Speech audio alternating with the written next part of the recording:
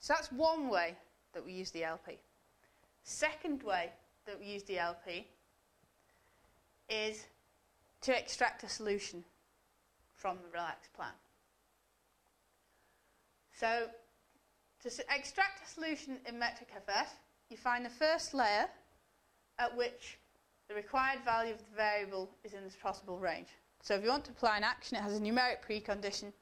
You find the first layer that the value taken in that precondition is in the range for the appropriate variable. And then we select actions that take it from its value at the previous layer to its value at the current layer. Have I got it? So here, suppose we wanted to solve a store. Let's say we wanted two things at the site. We can pick unload at the site, and then we want the site to be in 0, 4. Well, that's all right, because that's enough for the precondition for unload at the site, which is that it's greater than or equal to 1 thing in the lorry. And then, in order to get the lorry in the range 0 to 4, we need to pick the actions which achieve that, which are load at the store, and then we need to pick the actions that achieve this in its range, and so we're going to pick, or we'll just pick actually a no up because we've got one thing there already. So that's how metric FF does things. Just go backwards, picking actions that get you into the right range. LPRPG does something a bit more sophisticated. So we have the same condition here. Find the first layer at which the required value of the variable is in the possible range. That's the same as FF. You want it to be in the right. We know we can't achieve it until it's in its range at that layer of the relaxed planning graph. Then what we do is, instead of just extracting a plan naively from the relaxed planning graph, the LP is the thing that tells us about numbers and numeric interaction. So let's ask it which actions to apply in order to achieve this numeric precondition. So what we say is, suppose we have a precondition that the value of a variable is 2 at layer 3. Then we take the LP for layer 3, we add the constraint that the variable is greater than or equal to 2. We tell the objective function minimize the number of actions, which we can do by just minimizing the sum of the values of all action variables. And then we find a solution. And then if an action variable has a non-zero value, we know that the LP is selecting to use that action in order to achieve this value of this variable at this layer. So what we do is we put that action in the relaxed plan and add the preconditions at the first layers that they appear, and continue from there. So here's a little example.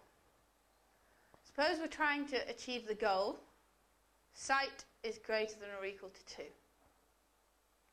It looks like we can achieve this at fact layer 2. So here's site 0, 0, here's site is in 0, 4. So we're within the bounds, so we'll say, right, we'll try and achieve it here. So when we try to extract a relaxed plan, site is greater than or equal to is a numeric precondition. So we're going to ask the LP how we do it. So we want it at layer 2. So we're going to build the LP for fact layer 2. So here's the LP for fact layer 2. And what we want is site is greater than or equal to 2, I should say, minimize the sum of the action variables. Okay? And when we solve this, the action variables that are non-zero are unload at site, which is equal to 2, produce, which is equal to 1, and load at the site, which is equal to 2. You can feed that into an LP solver and check it if you want, but logically you can think, what do I need to do to get site greater than or equal to 2? Well, I'll need to unload there twice.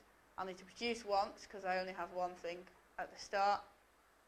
And I'll also need to load twice as well. So that's giving us a much better estimate than FF, which if you remember its relaxed plan, it was loading it, it was driving, and then it was unloading it twice, which is obviously not giving us the produce actions.